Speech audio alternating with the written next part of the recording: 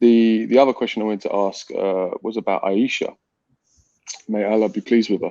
Yeah. It's something I posed at the park a couple of times, and not really sure if the way the question is answered satisfies, but at the same time, the breath doesn't need to satisfy me. But the question I'm having is that how do, I mean, as Muslims in general, in the time of the Prophet, peace be upon him, birthdays weren't celebrated, right? Mm-hmm. How do you know how old you are? Legit. They had the lunar calendar. Okay. How old do you know? Say again. How do you know how old you are if you don't celebrate your birthday? It's not important to you. No, they had the lunar calendar. They looked at the moon and stuff. They found like the way the moon changes, you can tell. Like, and that's why Ramadan. We how do we know Ramadan comes in through the sighting of the new moon? So they knew when the months added up, and so they can add up the months and they add up the years. But again, if we're not, look, I'm reaching an age now where I actually forget how old I am, and I've celebrated a lot of my birthdays in the past, and I'm literally getting to that age now. I'm just like, am I this age? Am I that age? Most people don't. I mean, most people know how old they are, man. To be honest, let's be honest about this. You will always have a rough idea how old you are. No, the man. reason why I ask their age, even my children know their age. Even my 5-year-old, and only my 2-year-old doesn't know her age, but she'll need another year. But I think that children know their age. Okay. Because obviously, yeah, the question I was going to pose is with Aisha, and I know she states that she was 6 when she was betrothed to the Prophet, peace be upon him, and it was 9 when it was consummated. Yes. But I was reading something, and it was saying about how her older sister has challenged the concept of her age, and there's like a battle that took place that if Aisha was 6, that she'd be too young to have witnessed this battle in per se, and remember that battle, so to speak. So do we have to take it because she has said it, that there's no other way? It's a mawquf hadith. It's not a hadith which goes back to the Prophet. And so if someone has some academic reasons for not believing that she was 9, it's not kufri. It's not a disbelieving scenario. Yeah. Because it's qawl al-Sahabi, it's not qawl of the Prophet. However, I mean, if we're being honest about it, it's the strongest evidence that we have that she was 9 when it was consummated and so on, because she's the one who narrated the hadith herself. So that's my position on the matter. And obviously, in terms of like how we argue for that and whatever, we've got videos. I've got a video on that on YouTube, but my name is like Aisha or something. You'll see like a whole video of me explaining the wisdoms of that and stuff. You know, there's something about this, Mike, that because that particular thing that you're referring to, I read that many years ago. But I've been told it's not necessarily the best trustworthy source as well. Yeah, I mean, I didn't really like it, to be honest. Yeah, I get that. So, I mean, the question I would ask myself is like, okay, would I be bothered looking up an argument like this 300 years ago or 100 years ago? No, I wouldn't. No. The reason why we're looking it up today is because of this pressure to conform with societal norms. Right, norms, especially in the Western context. So, for example, like I heard an Islamic speaker, not going to say his name, but when it came to talking about the Islamic concept of warfare, jihad, and whatnot, you know, he kept referring to just war theory. Then I thought to myself, why do you need to say that? Fair enough, you got just war theory, but what makes just war theory the pinnacle of understanding international relations and how states are supposed to act in a state of anarchy and stuff? So the fact is that, you know, the way this is just the way I thought about it. Yeah. That if a sincere person, because I've met sincere people who've accepted Islam and stuff, they will not really. This will never be a barrier for someone accepting Islam. Wallahi, this will never be a barrier No, for someone who's sincere accepting Islam. What you will get is those people who have a racket, and they'll continuously keep saying, "Oh, you know, he married her, he married her, he married her." But the thing is, look. Mm-hmm. If they really want to go to hell over that issue and they want to use that as a reason not to accept Islam and that's enough for them, then that's fine. But honestly, in all honesty, and alhamdulillah, I've been dealing with reverts for the last 11 years. This is never a reason for someone not to accept Islam if someone's sincere. Yeah, and also, like, you know, you got to think about when this became, when the question of the historical question of when did it become really like unacceptable, and when did an adult become 16, like, or 16, the age of consent, 16, 18, when did those ages become like popular ages for that kind of thing? And you can trace it to the kind of 20th century, to be honest with you. Like, yeah, it's very recent. Yeah. After World War I, you can see it. It's like it's very much a transient type of morality, and it happened. From my historical analysis, it happened off the back of World War One. Actually, when there's a liberal government in the United Kingdom, actually all started in the United Kingdom, and when they put the Marriage Act and they moved it from I think it was 12 to 16 or whatever it was, or 18. The feminists, first wave feminists were very much campaigning for that.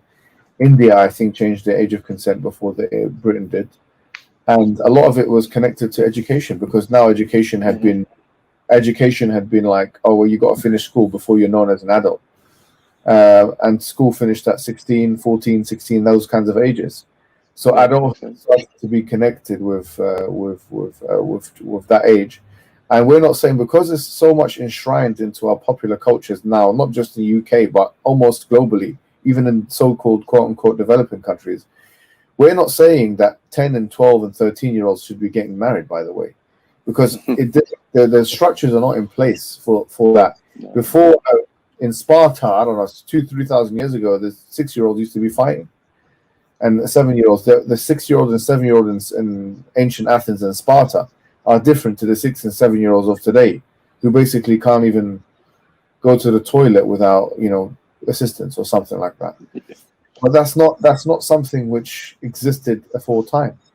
So we do really have to think of this as contextual, and there's two things we need to kind of unpack. Is you've got the aspect of what happened, and then you have the aspect of what we should be doing, and they're not the same question, because harm is differentiated.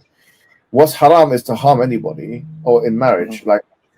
And let me tell you something. If I were to get married to a 100-year-old woman, okay, in this country, now it might be legal. As a 30-year-old man, you can, as Mike Chapman, Mike Champion, bro. Yeah, I've been called a lot of things, never champion. Mike Champion, because of his championship qualities. Or so imagine you have sorry, I'm really sorry for this. I'm sorry for this example. You're never sorry, bro. But imagine if a grown man like me, or like you, or like anybody else, marries, let's not even say 100, let's say a 75-year-old woman, or becomes intimate with her. Sorry to say, sorry to say. No, honestly, because what I'm saying is, like, if you hold to give us the ball, I'm trying my best. Come on. If you are, let me ask you a question. If someone like me, you see the smirk on his face, right? Someone like me or someone like you, Mike Champ, I'll tell you right now, is intimate with a 75-year-old, let's say 80-year-old woman, care home kind of type woman, and you marry her, something, now, and you have intercourse with her a few times, yeah. Now, for someone like Subboor Ahmad, it will cause no harm at all. Now I'm joking.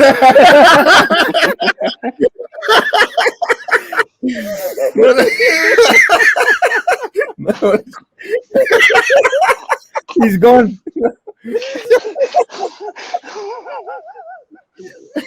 But for someone like Mike Champ, oh dear, it's too like late for this, man.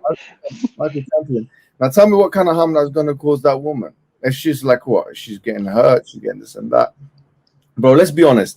A 15-year-old girl who's big, like, let's say she's got the she looks like a 25-year-old, yeah, versus a 75-year-old woman, yeah, and both of them have the same sexual experience with, say, a 45-year-old man, big man. Which one of them are going to get hurt more? Like, it's you can get a doctor and let's ask the question, is the 75-year-old woman going to get hurt more, the 15-year-old? I mean, I'm not going to say anything, but I think the people know what, do you know what I'm trying to say, bro? Yeah, I hear you. Islam says this. Islam says, wherever harm is present, don't do it. Maybe some 75-year-old woman, like, I don't know, look like, what's that woman called? J-Lo, yeah? Is she old now? Is she like 65 or something? I don't know, bro.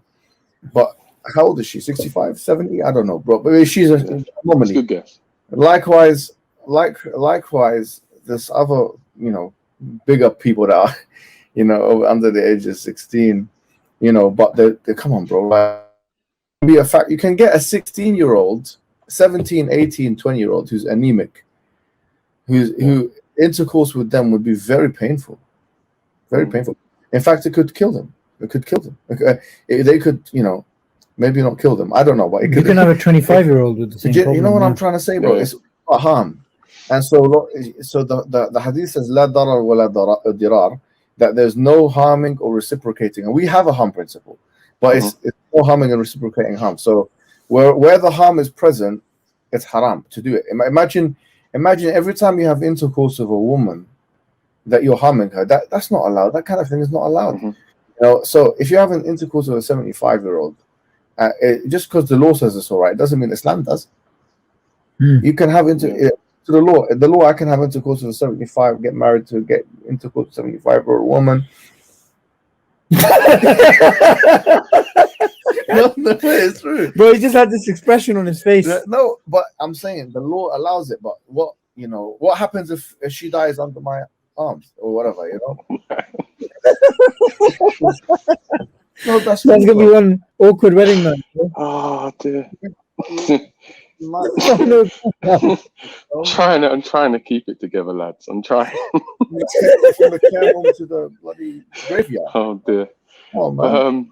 Yeah, no, I fully support what you're saying. In essence, what you're saying. Where the harm is there, they don't. We got to think of things scientifically. And who for one, the question someone might be asking, like, who gets to determine where the harm is? Islamically, doctors do. Go and ask the people of specialism if you don't know. That's it. Now, if I want to marry a 75-year-old, I don't know. I'm bringing myself. If a big man wants to marry, like Michael Champ wants to marry a 75-year-old, that could be disastrous for her health. No, I've got enough problems in my life. I'm good. Look, I'm going to put it out there. Look, I believe strongly that Allah subhanahu wa ta'ala knows everything, knows what's best for us, tells us the way we should be living our lives. I fully support it, and I back it to the hills. I mean, I think there's something about it that I'm maybe possibly looking at it from the wrong direction, because I happen to believe that, everything that has been done for a reason. And just because I don't appreciate or necessarily understand it fully, doesn't mean it's wrong. Just trying to open it up to a conversation. Look, would we do it today? No. Just think about right now. Just bring yourself out of that box that says that it's got to be this and that age and this arbitrary and whatever. Bro, just think of it. To be fair, brother, I'm not in that box. It's a conversation that happens regularly. Yes, it's one of the biggest jibes that non-believers will take. Like Subboor said, if that's the way they want to go, let them go that way. There's one principle in Islam, which is usuli principle. Actually, it's an important principle, which is ad-dararu yuzal, that harm is to be averted. That's actually a principle in Islam. Now, the only thing is, if you ask the question about Aisha's age, is it consequentially wrong or is it categorically wrong to have intercourse with Aisha, the Prophet having intercourse with her? If you say it's categorically wrong, then you now have to prove why that's a categorically wrong morality. If you say it's consequentially wrong, it means it's wrong because of a reason, a consequence. And the consequence they're going to come up with is harm. And we're saying, we also agree that if harm is there, it's wrong as well. So we're saying that we deny the fact that harm was there, because if there was harm there should be some historical evidence that she was harmed. Bro, let me tell you something like Champ, yeah? This is your new name now. Champ. Mike Champ. Let me tell you something, Mike Champ. Let me just drink this Dr. Pepper. What's the worst that can happen? What's the worst that can happen? That's the last thing. That's the last thing she said. What, the 75-year-old? Listen, let me tell you something, brother. Yeah. Oh dear. What was I just saying now? After 12 o'clock, something happens to us. Okay, look. Yeah. We need to talk about that. What I'm saying now. After Dr. Pepper, you're going to talk about the harm principle thingy. No, all he had to say was, "What's the worst that can happen?" And then it all went wrong. It's either categorically wrong or consequentially wrong. Yes, that's right. Wrong is because of the harm.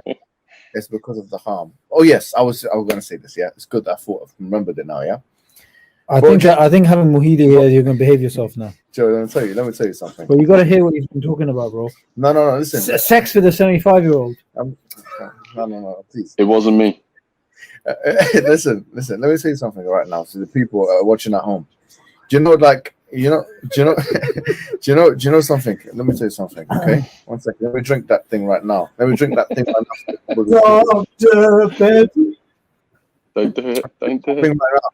Let me drink that thing right now. Yeah. Okay. Let me tell you something. Okay. And they talk about Aisha. They talk about Aisha, don't they? They say, look, she's meant to be abused. Aisha, the Prophet's wife, Aisha, bint Abi Bakr. Yeah, she was meant to be like being abused. Bro, I thought about this today. I was thinking about this in praying. The thought came to my head. The thought just came to my head, Subboor. Let me tell you what happened, yeah? I thought Aisha is actually a candidate for one of the most influential, if not the most influential woman of all of history. Yep. Now, just think about this for a second, yeah? On their worldview and on their paradigm, she was a military leader on their thing. She was. She did regret it, and she nadamat and all that stuff. But she still was. The fact is that they listened to her as that. That's the fact, that she exerted that much influence. The Hanbali madhab accepts her as like one of the ultimate authorities. Like, you go back to the Salaf, she is one of the faqihas, the top ones. In fact, some say she's number one. Some say she's number one. But listen, all of that. But let me say one thing. She is a candidate on their worldview for one of the most, if not the most influential woman who's ever lived. Yeah, more than any of their women, all of their stateswomen or whatever. That's so true. No, let me just say something. And she would be in what position if the Prophet didn't marry her? No such position, bruv. So you're talking about a woman who's been raised to the highest ranks according to your worldview of status, and you're speaking about her as if she's abused. And look, you're speaking about her as if she's oppressed. All of the Sahaba, bro, all of them. Where would they be? The question is, where would they be without the Prophet? Who would they be? Would we know any of them? We wouldn't know a single one of their names. Umar ibn al-Khattab, Abu Bakr, all of them, Uthman, Ali ibn Abi Talib. We wouldn't know any of their names if it wasn't for the Prophet Muhammad sallallahu alaihi wasallam. So they talk about the wives of the Prophet. Yeah, the wives of the Prophet and the Sahaba of the Prophet Muhammad sallallahu alaihi wasallam, as if there was some porn, some divisive, manipulative game of one man. When in fact he is the one who raised all of this. Without him, they would all be they would not be known in history. They are some of the most influential figures of history because of him, including every single one of his wives, including Aisha. That's a fact. That is a fact. So they speak about her as if she's abused. Bro, she was she exerted some of the most meaningful influence and on their worldview, capitalistic understanding and liberal understanding, on theirs and ours as well, but on theirs. In not just the medieval world, but in all of history, bro. Bro, and you're talking about her as if she's abused. Bro, ask her. I beg you, go and get Aisha and ask her, would you ever take this back? Bro, it's happened in history. When the ayah came down, in kuntunna turidna al-hayata ad-dunya wa zinataha fata'alayn wa sarrihkunna wa mata'kunna wa sarrihkunna sarahan jamila. Where Allah, he said to the wives of the Prophet, he said, if you want, because some of them were complaining about the family, the world situation, yeah? If you want the life of this dunya and this zina and this adornment, then come here and I will set you free, basically, innit? And then he went to all of his wives and he went to Aisha, and the Prophet, because he loves Aisha, yeah? He goes to her, look, before you make this decision, go and ask your dad, because he knew that her dad was going to give her advice to stay with him because he loved Aisha, yeah? You know what she said? She goes, I don't need it. I'm definitely going to stay with you. But if this was a woman abused, she would never say that. No, abused to run away, say, yeah, I'm going to go to my dad's house, bruv. Not only this, what would happen if these Islamophobes who say, oh, he married her at the age of 9, they only bring up one narration? Why don't they say everything? The fact that they raced together, the fact that he died in her, her arms, yeah. All of this stuff. You know, Sheikh Yusuf Estes, yeah, he had this question when I was at university. This is many years ago. Someone asked him this question, and do you know what he said, bro?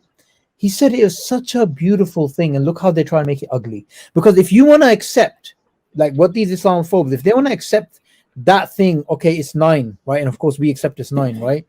Then they have to accept everything that happened in her life. Every single time she said, you know, how happy she was that the Prophet made dua for her. Why do they mention that? Yeah, bro. And furthermore, you want to accept fit the agenda.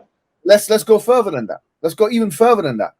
You accept that. Oh, okay. So now your historiographical approach is to accept the hadith and the Sahih hadith. Yes, exactly. Okay, no problem. You accept the hadith of miracles of the Prophet.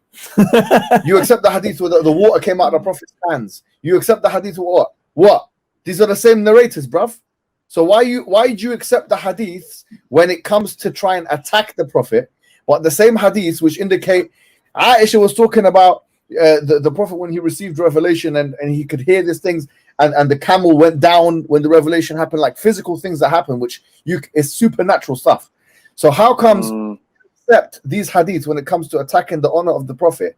But the same narrators and the same history and the same hadiths, you don't accept when undoubtedly, if you did accept it, it would indicate he's miraculous.